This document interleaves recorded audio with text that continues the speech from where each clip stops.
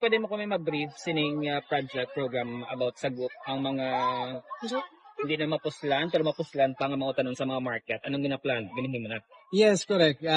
There's an organization, Sagut Negros. Nag-reach out na sila sa aton to continue their initiative.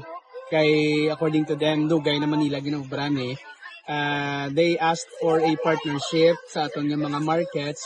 Kung sa diin, they would want to set up the donation drive nga ang atong mga vendors will have the opportunity bala nga makahatag sang ilang nga mga ginabaligya nga produkto sa merkado. But ining ila ginabaligya, ang emphasis ng project is daw excess na bala, meaning sana ang lantaw nila daw hindi na mabakal or mabaligya mahal sa ilang nga mga bumalakal.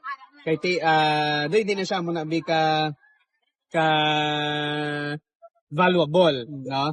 But then, it turned out nga ang aton mga vendors, dugay naman sila gali gusto nga may amo ni nga program, kay luyag man nila mag-donate. Siguro ang ilang nga feeling parang they would want to give back.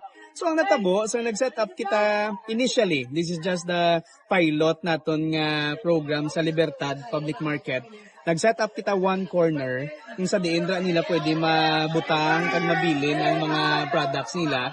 So vendors naton gahatag even those nga mga bag-o gidya nila nga mga produkto. There was one nag-donate 1 tray sang itlog. Ang isa bag-o gidya nga utan butang niya, in which we were expecting ato balang mga natapos ng adlaw lata na be makaon pa pero para sila hindi na nila mabaligya. So amo nang gina-donate nila, and then according kay Sagut Negros, what they will do, kuhaonin nila, they're the ones collecting these products, and then i-try nila na lutuon.